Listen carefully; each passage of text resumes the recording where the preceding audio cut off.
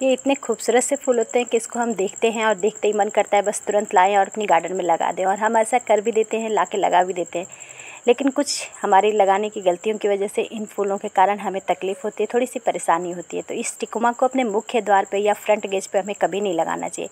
मैं ऐसा क्यों बोल रही हूँ, अगर आप जानना चाहते हैं तो वीडियो में बने रहिएगा। मैं कारण आपको पक्का बताऊँगी और सुन के आपको भी लगेगा कि वाकई इस पौधे को हमें अपने गेट के मुख्य द्वार पे नहीं लगाना चाहिए। तो चलिए दोस्तों, वीडियो शुरू करते हैं, वीडियो में बने रहिएगा।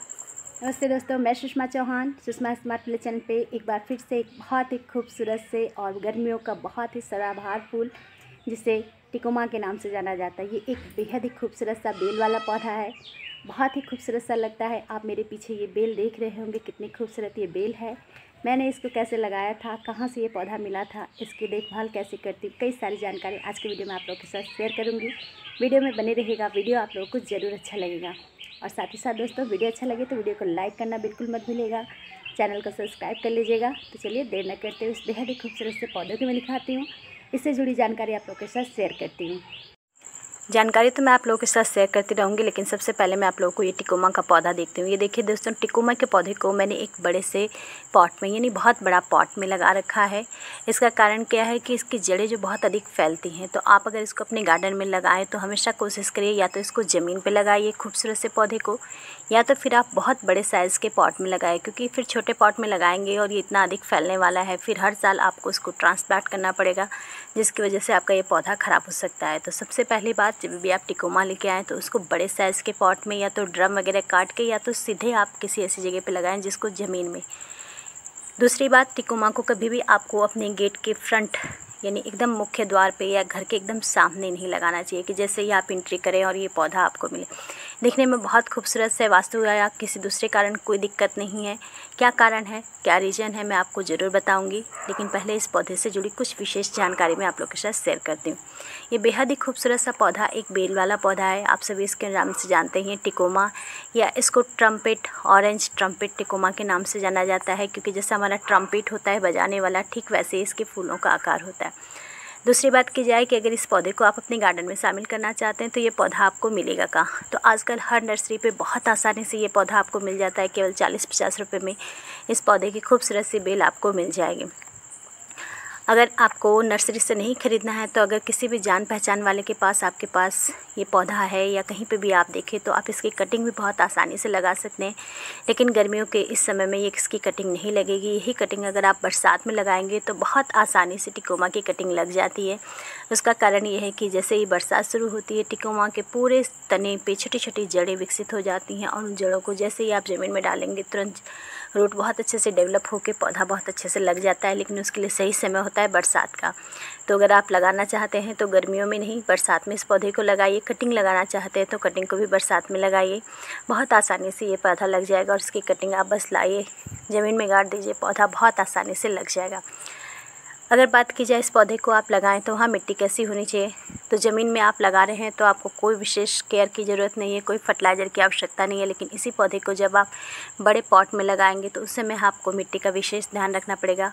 टिकोमा के लिए मिट्टी जब भी बनाएं तो उसमें 20% आप बजरी का यानी बालू का प्रयोग करिए, 40% कम से कम इसमें फर्टिलाइज़र यानी किचन वेस्ट से बनी हुई कंपोस्ट या गोबर की पुरानी खाद का प्रयोग करिए। और 40% अपनी किसी भी अच्छी खासी जो गार्डन की मिट्टी हो उस मिट्टी का प्रयोग करिए। तीनों चीज़ों को मिला के आप एक अच्छा खासा मीडिया बनाइए और उसमें इस पौधे को लगाइए। आप देख रहे होंगे कि इस पौधे में फ्लावर्स कभी बहुत अधिक मात्रा में आते हैं। तो आप चाहते हैं कि आप जब भी टिकोमा लगाएं और उसमें भी ऐसे खूब सारे फूल आएँ, बहुत अधिक मात्रा में फूल आएँ, तो उसके लिए आप जब भी पौधे को फर्टिलाइज़र दें तो उस समय ख्याल रखिएगा कि टिकोमा के लिए बहुत अधिक मात्रा में ऐसा फर्टिलाइज़र जिसमें नाइट्रोजन की मात्रा अधिक हो और पोटाश की मात्रा बहुत अधिक हो, क्योंकि हम सभी जानते हैं कि पौधों में फ्लावरिंग के लिए पोटाश बहुत महत्वपूर्ण कार्य करता है। तो आप ऐसे पौधों फर्टिलाइज़र का प्रयोग करें जिसमें अच्छी खासी पोटाश की मात्रा हो। अगर आप रासायनिक खाद का प्रयोग करना चाहते हैं तो आप DAP का प्रयोग, NPK 1919 का प्रयोग कर सकते हैं। अगर आप केमिकल खाद का प्रयोग नहीं करना चाहते तो उस स्थिति में आप केले के छिलके से बनी हुई खाद या फिर प्याज के छिलकों से बनी हुई लिक्विड फर्टिलाइज़र या फिर किचन वेस्ट से बनी हुई कंपोस्ट आदि का प्रयोग कर सकते हैं। आप इसमें एक बार महीने में कम से कम एक बार फिटकरी का पानी घोल कर, यानी एक फिटकरी के छोटे टुकड़े को 1 लीटर 2 लीटर पानी में 5-10 मिनट के लिए घोल दीजिए और उस पानी में फिर और अधिक पानी 2 लीटर 3 लीटर मिला के उस पानी को इस पौधे में दीजिए, क्योंकि फिटकरी में भी काफ़ी अच्छी खासी मात्रा में पोटास पाया जाता है, जिसकी वजह से फ्लावरिंग बहुत अच्छी होती है। तो इन चीज़ों से आपके पौधे में बहुत अच्छी खासी फ्लावरिंग होगी। हाँ, मैं आपको बता देती हूँ कि ये जो पौधा होता है इसको हमें फ्रंट गेट पे क्यों नहीं लगाना चाहिए। मैं इसको बोल रही हूँ, शुरू से ही बता रही हूँ कि इसको मैं फ्रंट गेट पे इसलिए नहीं लगाना चाहिए क्योंकि ये पौधा इतना खूबसूरत है। आप देख रहे होंगे इसकी पत्तियाँ इतनी खूबसूरत है। ये गर्मियों का समय है, गर्मियों में ये पौधा बहुत ही खूबसूरत लगता है, फ्लावरिंग भी बहुत अच्छा करता है। ये फ्लावरिंग बरसात तक करेगा, यानी सितंबर अक्टूबर तक करेगा, लेकिन सितंबर अक्टूबर के बाद जैसे ही मौसम ठंडा होता है ये पौधा पूरी तरह से डॉर्मेंसी में चला जाता है और उस समय इसकी सारी पत्तियां झड़ जाती हैं और सिर्फ ये लगता है सूखी सूखी सी टहनियाँ बचती हैं। तो हमने अगर अपने फ्रंट गेट पे लगा दिया है और सर्दी के मौसम में जब फूलों का सीज़न होता है और हमारे फ्रंट गेट पे ये सिर्फ सूखी सूखी सी लकड़ियाँ दिखे तो उससे बहुत ख़राब लगता है। घर में जैसे घुसते ही हमें बहुत अच्छा नहीं लगता है। तो इसलिए मैं कह रही थी कि इस पौधे को हमें अपने फ्रंट गेट पे नहीं लगाना चाहिए, क्योंकि सर्दियाँ इसके लिए बहुत ख़राब होती है, पूरी तरह से डॉर्मेंसी में चला जाता है और सर्दियों में आपको इस पौधे को देख के लगेगा कि एकदम सूख चुका है, क्योंकि न इसमें कोई फूल रहता है ना पत्ती रहती है। तो उस समय 3-4 महीने आप मान सकते हैं कि आपके गेट पे एकदम सूखी सी बेल रहेगी जो बहुत अच्छी नहीं लगती है। तो इसी कारण इसको जब भी आप लगाइए तो आप अपने घर के किसी साइड में लगा दीजिए, घर के बैक साइड में लगा दीजिए, लेकिन मुख्य द्वार पे या फ्रंट पे कभी भी मत लगाइएगा। मैंने इसको फ्रंट पे लगा रखा है, लेकिन मेरा ये गमले में है तो मैं गमले को हटा के दूसरी साइड कर सकती हूँ। तो और सर्दियों का मौसम आता है तो गमले को मैं हटा के उसको अलग साइड में कर देती हूँ। लेकिन आपके पास ऐसी सुविधा नहीं है कि ज़मीन में लगा रहे हैं तो इसको मुख्य द्वार पे कभी भी मत लगाइएगा और कोशिश करिएगा कि इसको घर के थोड़े से बगल में लगाइए या अगल बगल में कहीं पे भी लगा दीजिए कि सर्दियों में आप दूसरी बेल इसके साथ लगा दीजिए अगल बगल में, कि सर्दियों में वो बेल हरी भरी रहे और तभी इस पौधे की सूखी सूखी टहनियाँ दिखाई ना दे। यही कारण है कि मैं कह रही थी इस पौधे को आपको फ्रंट गेट पे नहीं लगाना चाहिए। फर्टिलाइज़र इसको कैसे देना है तो मैंने बता दिया। आप केलों के छिलके से बना हुआ लिक्विड फर्टिलाइज़र या प्याज के छिलके से बना हुआ लिक्विड फर्टिलाइज़र, फिटकरी का पानी आप इसमें दे सकते हैं। 15 दिन पे या महीने में एक बार आप किचन वेस्ट से बनी हुई कंपोस्ट या गोबर की पुरानी खाद या वर्मी कंपोस्ट महीने में एक बार इसको दे सकते हैं, क्योंकि ये जो पौधा होता है इसमें आप अच्छी फ्लावरिंग चाहते हैं तो इसको आपको अच्छे से फर्टिलाइज़ करना पड़ेगा, क्योंकि हैवी फ्लावरिंग वाला पौधा है और हैवी फ्लावरिंग वाले पौधों की सबसे बड़ी रिक्वायरमेंट होती है एक अच्छी खासी पोटास और फर्टिलाइज़र। इसमें जब आप अच्छी खासी फर्टिलाइज़र नहीं डालेंगे तो आपके ये पौधा लगा तो रहेगा, दिखने में हरा भरा रहेगा, लेकिन उसमें फूल बहुत कम आएंगे। मेरा ये जो पौधा है ये लगभग 2 साल का पौधा है। पिछले साल इसमें बहुत कम फूल आए थे। उसका कारण ये है कि मुझे इसके बारे में बहुत अच्छे से जानकारी नहीं पता थी। मैं इसको बहुत ज़्यादा केयर नहीं कर रही थी, फर्टिलाइज़र वगैरह नहीं डाल रही थी, तो बस फूलों के 1 या 2 गुच्छे आ रहे थे। लेकिन इस बार जैसे जैसे मैं वीडियो बनाने लग गई हूँ, कई सारे वीडियो देखती हूँ और उससे फिर मुझे इस पौधे के बारे में जानकारी पता चली कि इसको अच्छी खासी फर्टिलाइज़र की मात्रा चाहिए होती है।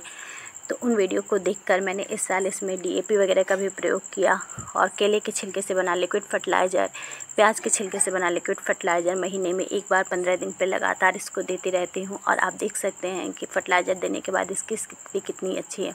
पिछले साल की मैं वीडियो नहीं दिखा सकती हूँ, इस साल मैं दिखा रही हूँ। अभी गर्मियों की शुरुआत हुई है और आप देखिए कितने अच्छे इसमें फ्लावर आने शुरू हो गए हैं। साथ में हर टहनी में नई नई ब्रांचेस आ रही हैं और हर ब्रांचेस में बहुत सारी कलियाँ भी हैं। दूसरी बात, पौधे में अगर आप अच्छी खासी फ्लावरिंग लेते हैं तो उसके लिए एक बात, विशेष बात का ध्यान रखिएगा कि इस पौधे की जो शाखाएं हैं उनको नीचे की तरफ लटका के रखिएगा, क्योंकि इसकी शाखाओं में बहुत अधिक फूल आता है और जब आप नीचे की तरफ लटका के रखेंगे तो वो सारे फूल टिक जाएंगे। अगर वो शाखाएं ऊपर की तरफ रहेंगी तो वो फूल झड़ जाते हैं और फिर उस समय आपको बहुत अच्छी खासी फ्लावरिंग इसमें नहीं मिलेगी। जैसे कि आप देख रहे होंगे कि जिस भी शाखा में मेरे फूल हैं वो सब टहनियाँ जो हैं नीचे की तरफ झुकी हुई हैं और वो तभी अच्छी भी लगती हैं, क्योंकि ये नीचे की तरफ झुक के फूल खिलता है तो बहुत खूबसूरत लगता है, इसका अलग ही लुक आता है और ऑटोमेटिक ये झुक जाता है। तो आप जब इसको लगाएं अपनी बाउंड्री पे या कहीं पे भी लगाएं तो कोशिश करिए कि इसमें जो नई नई शाखाएँ हैं उसको लटका के रखिएगा। ये देखिए जैसे दोस्तों मेरा ऊपर को चला गया है और ऊपर से शाखाएँ जो है जैसे फूल आ रहा है नीचे की तरफ लटक रही हैं, तो देखने में काफ़ी खूबसूरत लग रहा है। बहुत खूबसूरत ये फूल होता है। इसको पक्का आप नर्सरी से लाइए या फिर इसकी कटिंग लगाइए। ये देखिए इसमें बरसात के समय ऐसी जो जड़ें हैं बहुत अधिक तेज़ी से विकसित होती हैं, तो बहुत आसानी से इसकी कटिंग लग जाती है। इसको लाइए, ला के अपने घर में लगाइए। बहुत खूबसूरत सा पौधा है, बहुत ही खूबसूरत ये टिकोमा की बेल होती है। फूल भी बहुत खूबसूरत होते हैं, इसकी पत्तियां भी बहुत खूबसूरत होती हैं और गर्मियों के मौसम में ये इतना अधिक सुकून देता है कि बहुत दिल खुश हो जाता है इस पौधे को देखते ही। तो इस पौधे को ज़रूर अपने गार्डन में शामिल करिए, इस खूबसूरत से पौधे को। और जैसे जैसे ये पुराना होता चला जाएगा, इसमें फूलों की मात्रा इतनी अधिक होगी कि हरी हरी पत्तियों के साथ सिर्फ नारंगी कलर के आपको फूल दिखाई देंगे, खूबसूरत से फूलों के गुच्छे दिखाई देंगे।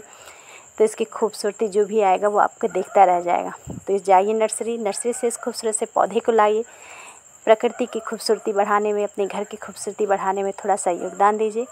Happy gardening. हमेशा खुश रहिए, मस्त रहिए, इन खूबसूरत से फूलों की तरह मुस्कुराते रहिए।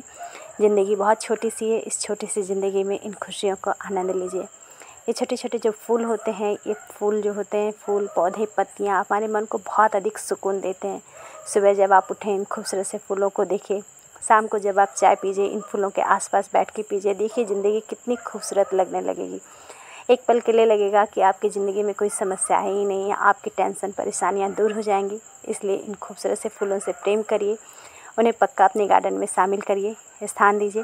साथ ही साथ दोस्तों, वीडियो अच्छा लगा होगा तो वीडियो को लाइक करना बिल्कुल मत भूलिएगा, अपने दोस्तों तक शेयर करना बिल्कुल मत भूलिएगा और कमेंट करके पक्का बताइएगा कि मेरे गार्डन में लगा ये टिकोमा का खूबसूरत सा फूल आपको कैसा लगा।